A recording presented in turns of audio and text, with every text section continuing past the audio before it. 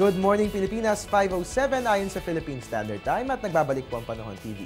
Ayon nga po kay Pag-asa Weather Forecaster Glyza Escudar, direkta nang nakakaapekto dito sa atin sa Metro Manila. Ito ang epekto ng low pressure area o LPA. Kaugnay niyan, mahalagang malaman ang aasang temperatura sa buong bansa. Halina tayo'y mag-temperature check.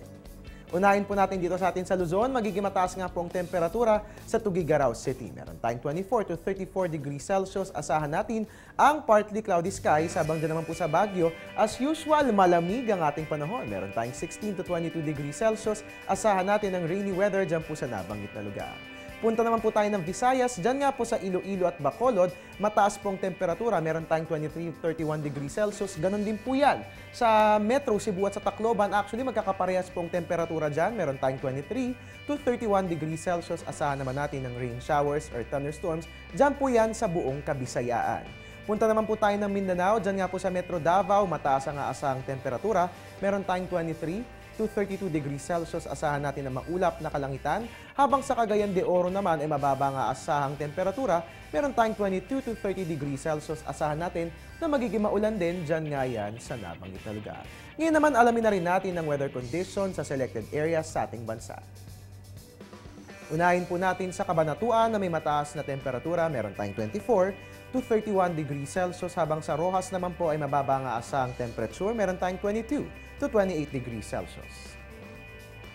Moving over sa Dipolog ay mataas din po ang aasahan nating temperatura, so magiging mainit po ng bahagya dyan. Meron tayong 24 to 30 degrees Celsius, habang sa General Santos City ay mababa po ang aasahang temperatura, meron tayong 23 to 30 degrees Celsius.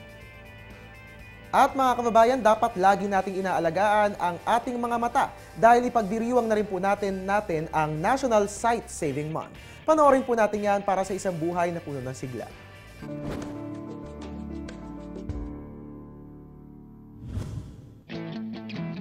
Tinaguri ang Sight Saving Month ng Department of Health ang buwan ng Agosto.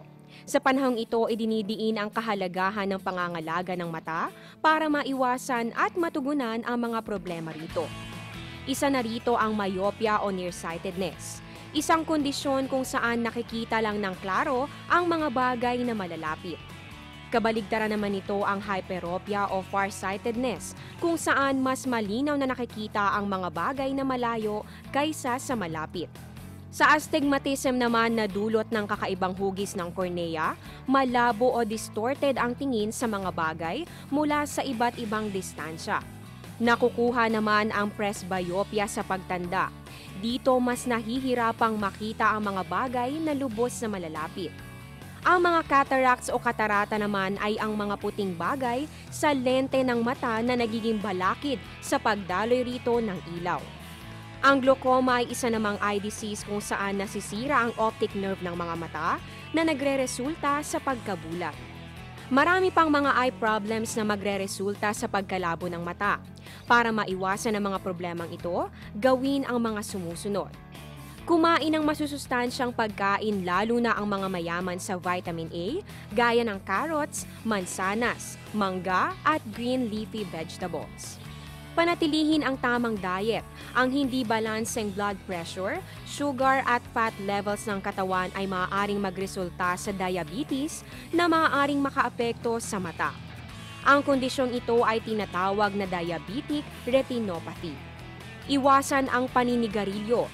Karamihan sa naninigarilyo ng 4 na beses o higit pa sa isang araw ay posibleng magkaroon ng AMD o age-related macular degeneration.